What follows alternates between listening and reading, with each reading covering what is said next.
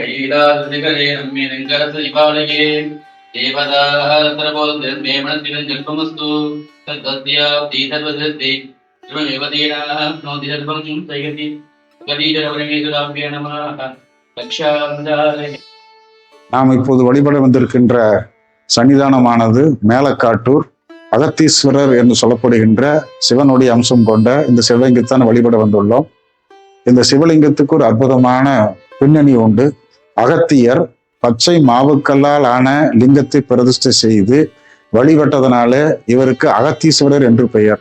1218 ஆண்டு திருப்பனந்தாளில் இருக்கின்ற செஞ்சடையப்பர் கோயிலில் திருப்பணி செய்த போது 3ஆம் ராஜராஜனாகிய அந்த மன்னன் காலத்திலே இந்த கோயிலும் திருப்பணி செய்யப்பட்டு கோயிலினுடைய சுற்றுச்சுவர்களில் உள்ள கல்வெட்டுக்கள் எல்லாம் இந்த கோயிலை பற்றிய செய்திகளானது பதிவு செய்யப்பட்டுகின்றது.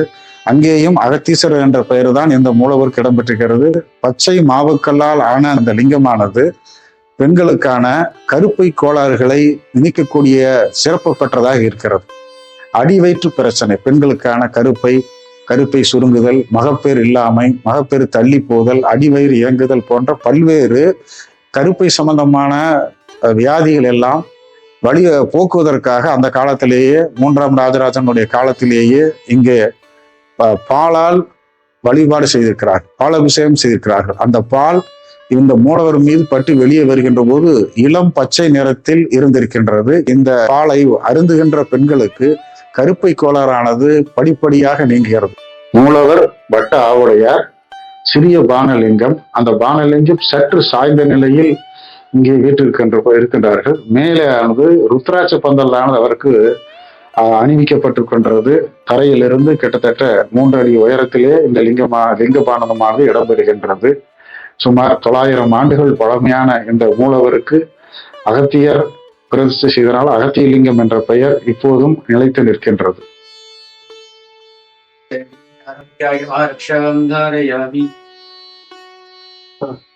இங்கே தாயாருக்கு அகிலாண்டேஸ்வரி என்று பெயர். கிட்டத்தட்ட 3.5 வருடம் கொண்டவர்.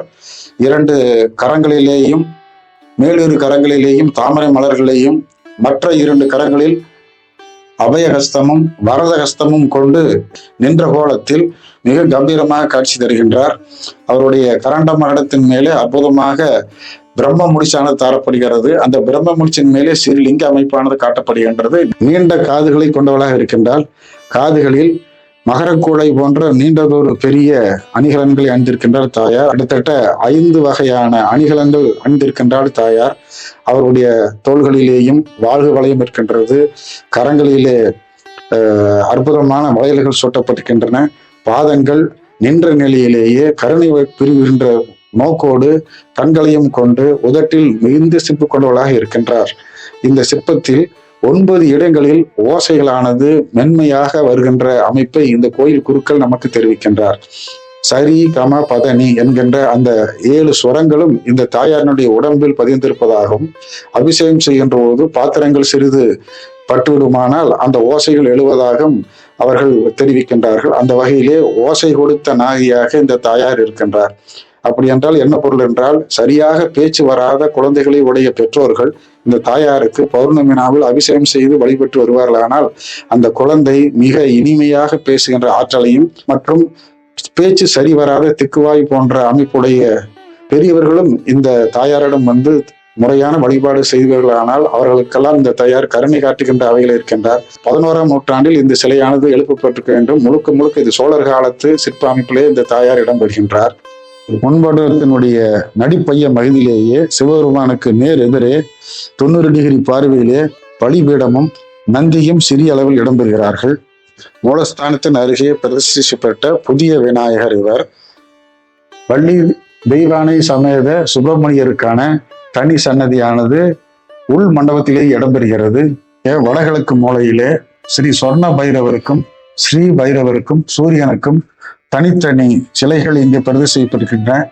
இந்த சொர்ண பைரவர் என்பவர் வறுமையை போக்கக்கூடியவர். வீட்டிலேயே செல்வ பெருக்குவதற்காக இந்த சொர்ண பைரவரையும் சில இடங்களில் சொர்ணகால பைரவர் என்றும் பெயரிடப்பட்ட இந்த பைரவரை வணங்குவோமானால் வீட்டில் வறுமைக்கு இடம் இருக்காது, செல்வம் சேமிப்பு ஏற்படும். பில்லி சூனி ஏபம் போன்ற நம்முடைய குடும்பத்தில் தேவையில்லாத இந்த பங்கங்கள் எல்லாம் வராமல் பார்ப்பவர் இந்த சொர்ண பைரவர். ஒரே கோயிலில் இரட்டை பைரவர் இருக்கிறார்கள். இருவருக்குமே நாய் வாகனமானது வடக்கு நோக்கி வைக்கப்பட்டுள்ளது. இந்த இரு பைரவர்களும் சிவபெருமானுடைய அகத்தியலிங்கத்தை நோக்கி நேர் எதிராக அமர்ந்திருக்கிறார். பைரவருக்கு அருகே சூரிய பகவான் இடம்பெறுகிறார். ஒரு கையிலே தாமரை பூவையும் மற்றொரு கையிலேயும் தாமரை பூவையும் வைத்துக்கொண்டு சூரிய பிரபையோடு ஒளிவட்டத்தோடு காணப்படுகிறார் இந்த சூரிய பகவான். இவரும் சோழர் காலத்து பாணியைச் சேர்ந்த சிற்ப அமைப்பு கொண்டவர். இவரும் 900 ஆண்டுகள் பழமையான சிற்ப கலை வல்லுநர்களால் வடிக்கப்பட்டவர். மூலவரை நோக்கி சூரியன் அமைந்திருப்பது மிகப்பெரிய வரம் என்றே சொல்லலாம். தந்தைக்கும் மகனுக்கும்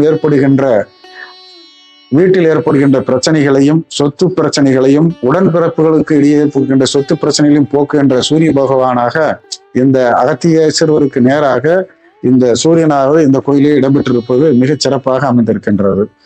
நாம் காணக்கூடியவராக இருப்பவர் தட்சிணாமூர்த்தி. கல்லாளம் மரம் காட்டப்படவில்லை.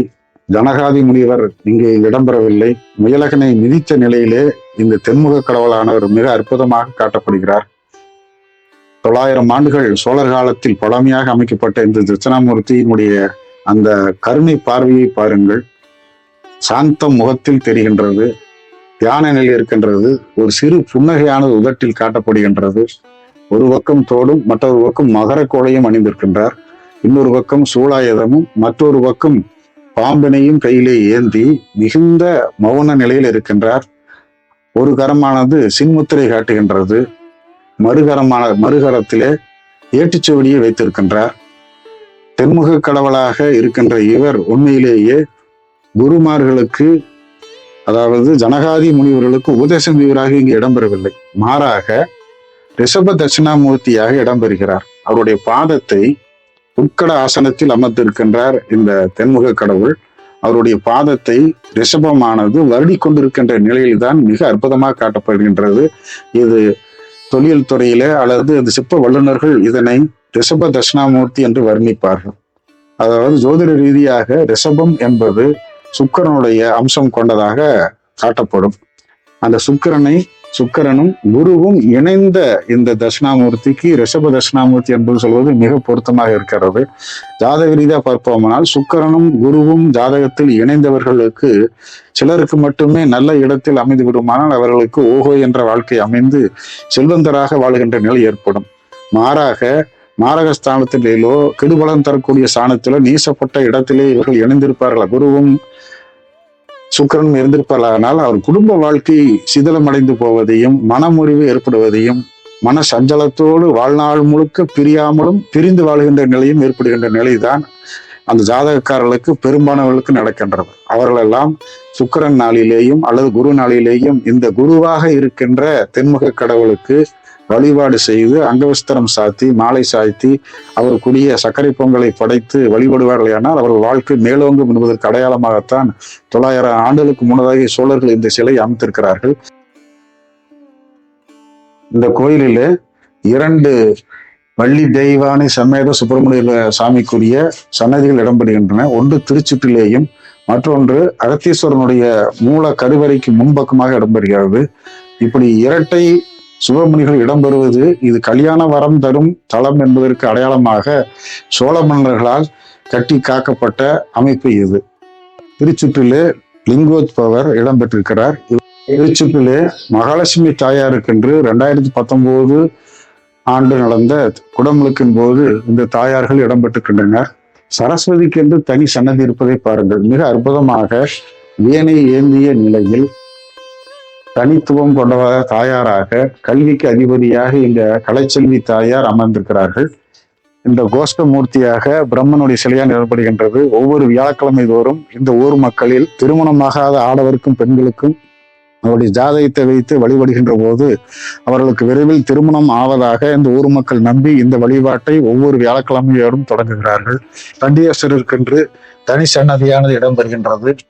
திருச்சுற்றிலே துர்க்கை அம்மனுக்கும் இங்கு அற்புதமான ஒரு சிலை வடிவமைக்கப்பட்டிருக்கிறது. இவர் விஷ்ணு துர்க்கை. கோயில் இடம்பெறுகின்ற நவகிரக மண்டபத்தில் நவகிரகங்களுக்கும் தனித்தனியாக அவரவர் வாகனத்தோடு இடம்பெறுவது மிக சிறப்பு. இந்த கோயில் கிடைக்கின்ற இந்த துண்டு கல்வெட்டுக்கள் யாவும் ஒரே வரிசையில் இல்லாமல் கிட்டத்தட்ட 2-3 மன்னர்களுடைய காலத்தில் எழுந்ததாக கருதப்படுகின்ற நிலையில்தான் இவை அமைகின்றன. 1218ஆம் ஆண்டு 3ஆம் ராஜராஜ சோழன் அவனுடைய 3ஆம் ஆட்சி ஆண்டில் நிகழ்ந்த செய்தியானது இக்கோயிலிலே இடம்பெற்றுள்ளதாக கல்வெட்டு ஆய்வாளர்கள் கருதுகின்றனர். அக்காலத்தில் காட்டூர் பகுதி விருத ராஜ பயங்கர வளநாட்டில் இருந்ததை இந்த கல்வெட்டுக்கள் உறுதிப்படுகின்றன. அதன்படி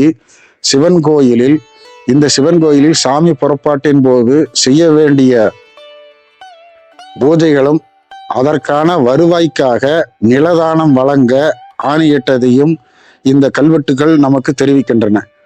இந்த அகிலாண்டீஸ்வரம்பிகா சமேத அகதீஸ்வர சுவாமி திருக்கோயிலில் நவராத்திரி பூஜை நடைபெறும். சூரசம்ஹாரம் நடைபெறும். ஐப்பசி மாதம் அன்னாபிஷேகம் நடக்கும். மார்கழி மாசத்துல திருவாதிரை நடக்கும். இது இந்த குரு பகவானுக்கு குரு பெயர்ச்சி இன்னைக்கு மக்கள் எல்லாம் நிறைய கூடும். ராகு கேது பெயர்ச்சிக்கும் மக்கள் கூடும். தினசரி ஒரு காலம்தான் இப்போ பண்ணிட்டு இருக்காரு. சிவாச்சாரியார் தான் வர்றார். பிரதோஷம் உண்டு, மாசாந்திர பிரதோஷம் நந்திக்கு. காடுகள் நிறைந்த பகுதி காட்டூர் என்று வழங்குவார்கள். அதிலே மேலே கீழே என்பதெல்லாம் மேற்கு கிழக்கு என்பதை குறிப்பதில்லை. இது வழிபாட்டு ரீதியாக இந்த பிரிவுகளானது பிரிக்கப்படுகின்றது. கீழக்காட்டூர் என்று சொல்லும் பொழுது கீழே என்பது அங்கு சிவன் கோயில் இருப்பதையும், மேலே என்பது பெருமாள் கோயில் இருப்பதையும் காட்டுவதற்காக வரலாற்று சான்றுகள் நிறைய இருக்கின்றன. இந்த மேலக்காட்டூரிலே மிகப்பெரிய பெருமாள் கோயில் அந்த காலத்தில் இருந்ததுனால இந்த கோயிலை அந்த காட்டூர் மக்கள் மேலக்காட்டூர் என்றும், சிவன் கோயில் பெரிதாக அந்த காலத்தில் இருந்ததுனாலே கீழக்காட்டூர் என்றும் தனியாக பிரித்து 2 பகுதிகளாக பிரித்தார்கள். அதில் காட்டூரினுடைய மேற்கு பகுதியிலே மகமாய் என்கின்ற முத்துமாரியம்மனும், திருவோண நட்சத்திரத்துக்கு பரிகார கோயிலாக இருக்கின்ற ராஜகாளி தாயார் இருக்கின்ற தனி சன்னதியில் இருக்கின்ற ராஜகாளியம்மன் இடம்பெறுகிறார்கள். திண்டுக்கல் பக்கத்தில் இருக்கின்ற தெத்துப்பட்டி தான் இதுவரை ராஜகாளியம்மன் என்று நினைத்திருக்கிறார்கள். நிறைய இடங்களில் இது இருக்கின்றன. இந்த மேலக்காட்டுகளிலும் திருவோண நட்சத்திரக்காரர்களுக்கான நட்சத்திர தோஷம் போக்கக்கூடிய கோயிலாக இந்த ராஜகாளியம்மன் விளங்குகிறது. மகர ராசிக்காரர்கள், திருவோணத்தில் இருக்கின்ற அந்த ராசிக்காரர்கள் எல்லாம் இந்த ராஜகாளியம்மன் வணங்குவதானால் வாழ்நாளில் 7.5 சனி, சனி தோஷம், ராகு தோஷனால் வருகின்ற அத்தனை பிரச்சனைகளையும் தீர்ப்பவளாக இந்த ராஜகாளியம்மன் வழங்குவது கண்கூடு. மேலக்காட்டூர் மகமாகி கோயில் சொல்கின்ற முத்துமாரியம்மன் கோயில் ராஜகாளியம்மனுடைய மேற்கு பகுதியில சுமார் 100 மீட்டர் தூரையில ஐயனாருக்கும் வீரனாருக்கும் பிடாரியம்மனுக்கும் தனித்தனி கோயில் இருக்கின்றன. இங்கே எல்லை தெய்வமாக இருக்கின்ற பூரணி புஷ்கலையோடு உடனமர்ந்து இருக்கின்ற ஐயனார் சிலையும் இங்கே இடம்பெறுகிறது. இந்த கோயிலுக்கு திருப்பனந்தாளில் இருந்தும் பேருந்துகள் இருக்கின்றன, கும்பகோணத்தில் இருந்தும் பேருந்துகள் இருக்கின்றன. கும்பகோணம் திருப்பனந்தாள் வைத்தீஸ்வரன் கோயில் சாலையிலேயே காட்டூர் பவுண்ட் என்கின்ற இடத்திலே இறங்கி தெற்கு நோக்கி 1.5 கிலோமீட்டர் அளவிலே இந்த கோயிலானது இடம்பெறுகிறது. இல்லற வாழ்வில் இனிதே வாழ்வதற்கு இந்த அகத்தீஸ்வரர் நமக்கு இந்த மேலக்காட்டூரிலிருந்து வழிகாட்டுகிறார்.